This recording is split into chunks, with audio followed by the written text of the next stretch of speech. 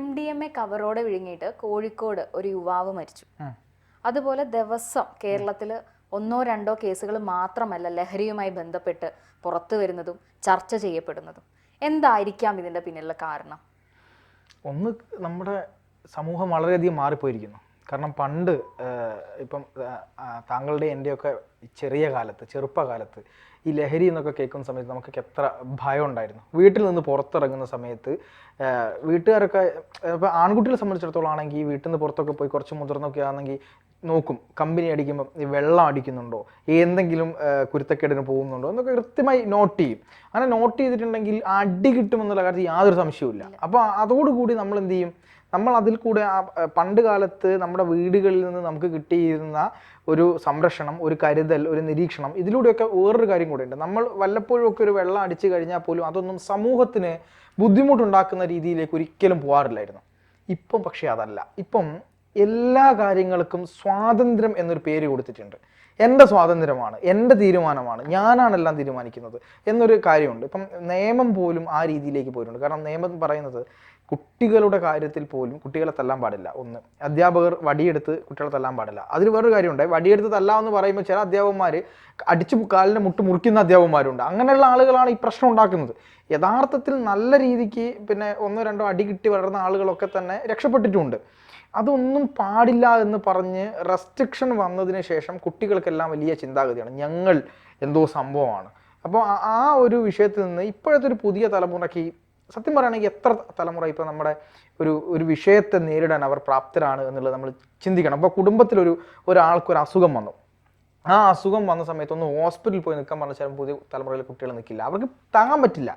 അവർക്കിപ്പം എല്ലാത്തിനും സ്ട്രെയിനാണ്, സ്ട്രെസ്സാണ്, ഡിപ്രഷനാണ്. എന്തിനാണെന്നറിയോ സ്ട്രെയിനും ഡിപ്രഷനൊക്കെ? പെൻസിൽ കാണാണ്ടായപ്പോൾ ഡിപ്രഷനാണ്.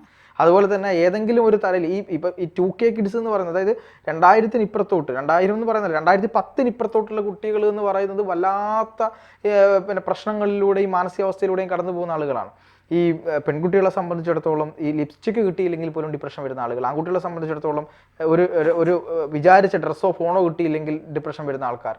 ഇങ്ങനെയാണ് കുട്ടികൾ പോകുന്നത്. പിന്നെ അമിതമായ സ്വാതന്ത്ര്യത്തിൻ്റെ പുറകെ പോയിട്ട് ലഹരിയിലേക്കും വെള്ളത്തിലേക്കും ഈ മദ്യത്തിലേക്കും ഒക്കെ ചെന്ന് പെടുകയാണ്.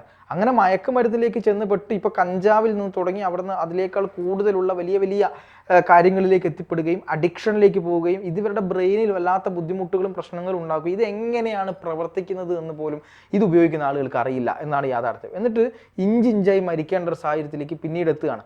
അമിതമായ സന്തോഷത്തെ കണ്ടെത്താൻ വേണ്ടിയിട്ടാണ് ഇവർ ഇതൊക്കെ ഉപയോഗിച്ചുകൊണ്ടിരിക്കുന്നത്. പക്ഷേ ഇത് രക്ഷിതാക്കളുടെ കൃത്യമായ ഇടപെടൽ മൂലം, നമ്മുടെ നിയമ സംവിധാനങ്ങളുടെ ഇടപെടൽ മൂലം ഇതൊക്കെ ഒരു പരിധി വരെ നമുക്ക് നിയന്ത്രിക്കാം. പക്ഷെ നമ്മുടെ നിയമം, നമ്മുടെ പോലീസ്, നമ്മുടെ എക്സൈസ് ഇവരൊക്കെ ചെയ്യുന്നത് സത്യസന്ധമായിട്ട് ഇവർക്കൊന്നും പ്രവർത്തിക്കാൻ പറ്റാത്തൊരു സാഹചര്യമാണ്. കേരളത്തിലെ സർക്കാർ എന്ന് മാത്രമല്ല ഏതൊരു സംസ്ഥാനത്തെ ഗവൺമെൻറ് ആയാലും ഇത്തരം മാഫിയകളുമായിട്ട് എല്ലാ തരത്തിലുള്ള ബന്ധങ്ങളുണ്ടാവും. ഇപ്പോൾ കേരളത്തിലേക്ക് ഇത് ഏത് വഴിയാണ് വരുന്നത് എന്ന് പോലീസിന് അറിയാഞ്ഞിട്ടല്ല, എക്സൈസിന് അറിയാഞ്ഞിട്ടല്ല. പക്ഷേ എക്സൈസ് ഇത് കഷ്ടപ്പെട്ട് ഇതിൻ്റെ പുറകെ പോയി പിടിച്ച് ഇതിൻ്റെ റൂട്ട് തപ്പി ഇതിൻ്റെ ഏജൻറ്റിനെ പിടിച്ച്, ഇപ്പോൾ ഞാൻ പറയാം, ഒരു ഏജൻറ്റിനെ പിടിക്കുന്നു. ഒരു ഏജൻറ്റിനെ ഇപ്പോൾ എത്രയോ വാർത്തകൾ നിങ്ങൾക്ക് കാണാൻ പറ്റും. ഏജൻറ്റിനെ ഈ പറയുന്ന വില കൂടിയ ഇത്തരം മരുന്നുകളുമായി പിടിച്ചു എന്നുള്ളത് കാണാൻ കഴിയും. ഇപ്പോൾ ഈ ഏജൻറ്റിന് ഇത് എവിടെ നിന്ന് കിട്ടി എന്നൊരു ചോദ്യമില്ലേ? ആരിതിനെ സഹായിച്ചു എന്ന ചോദ്യമില്ലേ? ഏത് വണ്ടി ഉപയോഗിച്ചു, എങ്ങനെ പോയി, ഇതൊക്കെ ചോദ്യങ്ങളാണ്. പക്ഷേ ആ ഒരു ഏജൻറ്റിൽ മാത്രം കേസ് ഒതുങ്ങിപ്പോകുന്ന ഒരു രീതിയാണ് ഇപ്പോൾ കണ്ടുവരുന്നത്. ഒരു രീതിയിലും ഇത് മുന്നോട്ട് പോകില്ല. കേരളത്തിലെ ഒരു പ്രധാനപ്പെട്ട MLAയുടെ മകനെ ഒരു കേസിനകത്ത് ഇപ്പോൾ പിടിച്ചപ്പോൾ MLA ഈ പിടിച്ച ഉദ്യോഗസ്ഥർക്ക് മേലുദ്യോഗസ്ഥൻ്റെ അടുത്ത് പോയി മാപ്പ് പറയേണ്ട അവസ്ഥയിലേക്ക് കാര്യങ്ങൾ പോയി.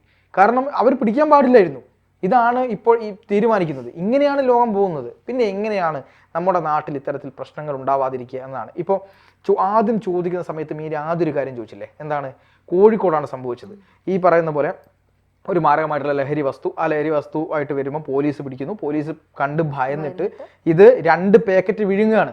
ഇത് വിഴുങ്ങുമ്പോൾ സംഭവിക്കുന്നത് ഇത് ഉള്ളിൽ ചെന്ന് പൊട്ടി നമ്മുടെ കുടലിൽ നമ്മുടെ ദഹനരസത്ത് അലിഞ്ഞ് അത് ഒരുപക്ഷെ നേരിട്ട് ബ്ലഡ് കലരാം, അല്ലെങ്കിൽ ഇത് പിന്നെ ലിവറിലും അതുവഴി നമ്മുടെ ദഹന സംവിധാനങ്ങൾ വഴി കിഡ്നിയിലേക്ക് എത്തും. ഈ 2 സംവിധാനങ്ങളല്ലോ അരിക്കുന്നത് അല്ലെങ്കിൽ പ്യൂരിഫൈ ചെയ്യുന്നത്. കിഡ്നിയും ലിവറും തകരാൻ ഇതിനെക്കാട്ട് അപ്പുറത്തേക്ക് വേറെ ഒരു കാര്യവും വേണ്ട.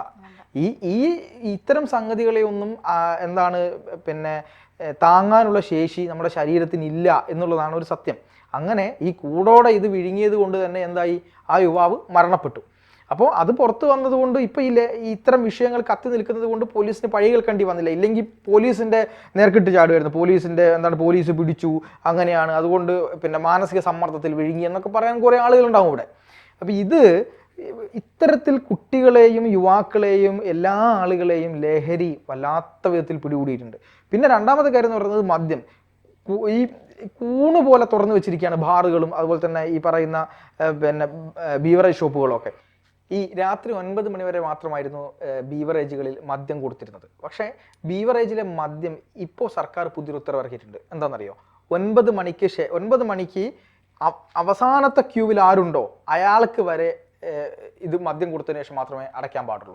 അതായത് മാക്സിമം സർക്കാരിന് പണം ഉണ്ടാക്കണം, അതിനെന്തേ പറ്റുള്ളൂ.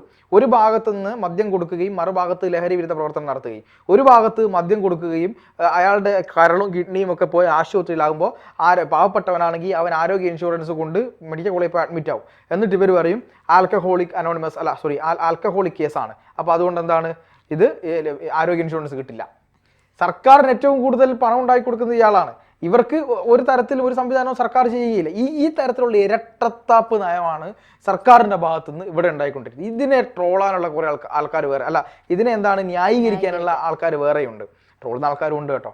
ഇപ്പോൾ ഈ മയക്കുമരുന്നുകൾ വ്യാപകമാകുന്നത് പണ്ട് ഉമ്മൻചാണ്ടി ബാറ് പൂട്ടിയത് കൊണ്ടാണ് എന്ന് പ്രചരിപ്പിക്കുന്ന സൈബർ അടിമകളുള്ളൊരു നാടാണിത്.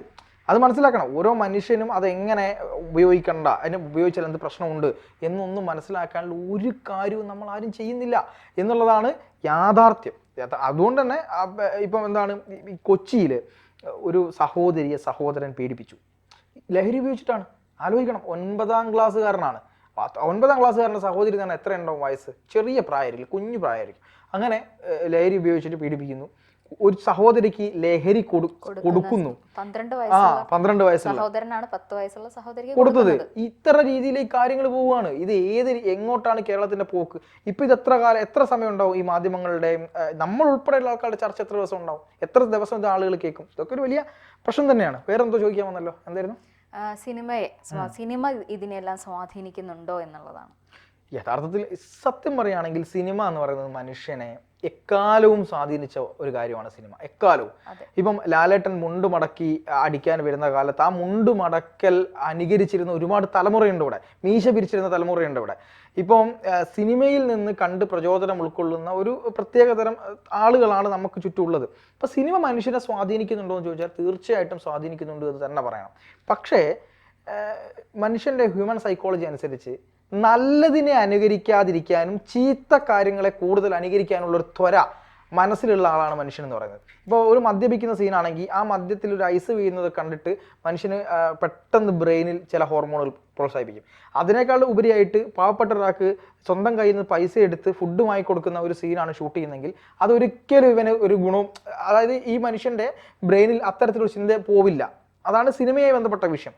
ഇനി രണ്ടാമത്തത്, ഈ പറയുന്ന പോലെ മാർക്കോ സിനിമയ്ക്കെതിരെയും മറ്റ് പല സിനിമയ്ക്കെതിരെയും പലതരത്തിലുള്ള പ്രശ്നങ്ങൾ വരുന്നുണ്ട്. പക്ഷേ ഞാൻ ഈ പറയുന്ന മാർക്കോ സിനിമ പോലത്തെ ഒരുപാട് സിനിമകൾ കണ്ടിട്ടുള്ള ആളാണ്. ഇപ്പോൾ കൊറിയൻ സിനിമകൾ, അതുപോലെ തന്നെ ബ്രൂട്ടൽ വയലൻസ് ആയിട്ടുള്ള സിനിമകൾ കണ്ടിട്ടുണ്ട്. ഇപ്പം നേരത്തെ നമ്മൾ ചർച്ച ചെയ്ത പോലെ സൂക്ഷ്മദർശിനി എന്ന് പറയുന്ന ഒരു സിനിമയ്ക്കകത്ത്, ബേസിൽ ജോസഫ് നായകനായ സിനിമയ്ക്കകത്ത് സ്വന്തം അമ്മയാണ് മകളെ കൊന്ന് ഈ എന്തിൻ്റെ പേരിൽ മാനഹാനി വരും, അതെ, ഈ മാനഹാനി വരും എന്നുള്ളതിൻ്റെ പേരിലാണ് കൊല്ലുന്നത്. അത്രയും ബ്രൂട്ടലാണത്. അങ്ങനെ ബ്രൂട്ടലായിട്ടുള്ള ഒരു കാര്യത്തിൻ്റെ പുറത്ത് ഇത് ചെയ്യുമ്പോൾ അതും യഥാർത്ഥത്തിൽ ഇവരെയൊക്കെ സ്വാധീനിക്കില്ല. ഇത്ര അമ്മമാരെ സ്വാധീനിക്കില്ലേ? മാനഹാനി ഭയന്ന് ഇത് ചെയ്യുന്നു എന്ന് സ്വാധീനിക്കില്ലേ? അപ്പം ഇത് യഥാർത്ഥത്തിൽ ഇത്രയും കൊറിയൻ ഫിലിമൊക്കെ കണ്ടിട്ട് പോലും നമ്മളെ ഒന്നും സ്വാധീനിക്കുന്നില്ലല്ലോ. മീരയ്ക്ക് തോന്നാറുണ്ടോ ഒരു സിനിമ കണ്ടിട്ട് ആരെങ്കിലും എന്നാ പിന്നെ തോക്കെടുത്തൊന്ന് കൊന്നുകളയാം എന്ന് തോന്നാറുണ്ടോ? ഇല്ല. ഇത് യഥാർത്ഥത്തിൽ എന്നാൽ ഈ കൊലപാതകത്തിലേക്കും മറ്റു കാര്യത്തിലേക്കൊന്നും പോകുന്നത് സിനിമയൊന്നുമല്ല. സിനിമ സ്വാധീനിക്കാറുണ്ട്, പക്ഷെ അതിനേക്കാൾ അപ്പുറത്തേക്ക് നമ്മുടെ വിവേകം പ്രവർത്തിക്കണം എന്നുള്ളതാണ്. ആ വിവേകം പ്രവർത്തിക്കാനുള്ളൊരു സാഹചര്യം ഇപ്പോഴത്തെ യുവതലമുറയ്ക്കില്ല. അവർക്കൊന്നും താങ്ങാനുള്ള ശേഷിയില്ല. മാനസികമായ ബലക്കുറവാണ് അൾട്ടിമേറ്റ് ആയിട്ട് ഇതിൻ്റെ ഒക്കെ പ്രശ്നം എന്നുള്ളതാണ് പല വിദഗ്ധന്മാരും പറയുന്നത്. അത് തന്നെയാണ് യാഥാർത്ഥ്യം. ശരിക്കും എനിക്ക് തോന്നുന്നു കോവിഡിന് ശേഷം അണുകുടുംബ വ്യവസ്ഥകളൊക്കെ വന്നതിന് ശേഷമാണ് കുട്ടികളിൽ ഇങ്ങനത്തെ പ്രശ്നങ്ങളൊക്കെ ശരിക്കും ഉണ്ടായിട്ടുണ്ടാവുക അല്ലേ? തീർച്ചയായിട്ടും. കാരണം അണുകുടുംബ വ്യവസ്ഥയിലേക്ക് ഒതുങ്ങിയതോടുകൂടി മനുഷ്യനെ കാണാതായി. സ്വന്തം അച്ഛനമ്മ ആ കുടുംബത്തിന്റെ ഉള്ളിലേക്ക് ഒതുങ്ങി. അവിടെ നിന്ന് അച്ഛനും അമ്മയ്ക്കും സ്വന്തം മകന്റെ റൂമിനുള്ളിൽ എന്താ നടക്കുന്നത് അറിയില്ല. അങ്ങനെ കാര്യങ്ങൾ ചോദിച്ചാൽ എന്റെ കാര്യത്തിൽ ഇടപെടണ്ട എന്ന് പറഞ്ഞു പോകുന്ന ഒരു തലമുറയിലേക്കാണ് നമ്മൾ പോയിക്കൊണ്ടിരിക്കുന്നത്. അതിനെ സപ്പോർട്ട് ചെയ്യാൻ ഇവിടെ പുരോഗമനം എന്ന പേരിൽ കുറെ ആളുകളും ഉണ്ട്. ഇത് ഇപ്പം ഒരു പോലീസ് ഉദ്യോഗസ്ഥന് ഒരു ബസ് സ്റ്റാൻഡിൽ നിന്നുകൊണ്ട് 2 പേർ ബസ് സ്റ്റാൻഡിൽ നിൽക്കുന്നു. അവരുടെ സംസാരത്തിലും പെരുമാറ്റത്തിലും എന്തെങ്കിലും തരത്തിലുള്ള പ്രശ്നം തോന്നിയ ഒരു പോലീസ് ഉദ്യോഗസ്ഥൻ അവിടെ ചോദ്യം ചെയ്താൽ അപ്പോൾ അത് സദാചാര പോലീസ് ആവും. അങ്ങനെയുണ്ടല്ലോ. അപ്പൊ ഇതൊക്കെ തന്നെ ഈ നമ്മുടെ നാടിന്റെ ഒരു പ്രശ്നമാണ്. രണ്ടും പറയുന്ന നാടാണിത്. ഒരു കൃത്യമായ ഒരു അവലോകനം ഇല്ലാത്ത, കൃത്യമായ ഒരു ദിശാബോധമില്ലാത്ത, എങ്ങനെയൊക്കെ പ്രവർത്തിക്കണമെന്ന് അറിയാത്ത ഒരു നാട്ടിൽ എന്താണ് ചെയ്യുക എന്നത് വലിയ കൺഫ്യൂഷനാണ്. അതെ. അത് കൂടാതെ കോവിഡ് സമയത്ത് കുട്ടികൾ ഓൺലൈൻ വിദ്യാഭ്യാസങ്ങളൊക്കെ സ്റ്റാർട്ട് ചെയ്തപ്പോൾ അവർക്ക് മൊബൈലുകളൊക്കെ സ്വന്തമായിട്ട് കിട്ടിയതും ഇതിനൊരു കാരണമാവാം. കാര്യം എന്താണെന്ന് വെച്ചാൽ അവർക്ക് അസസ് കൂടി, അവർ ഇൻഫർമേഷൻസ് കളക്ട് ചെയ്യാനും അതിനെക്കുറിച്ച് സെർച്ച് ചെയ്യാനുള്ള അവസരങ്ങൾ കൂടിയതും ഒരു കാരണം തന്നെയാണ്. തീർച്ചയായിട്ടും.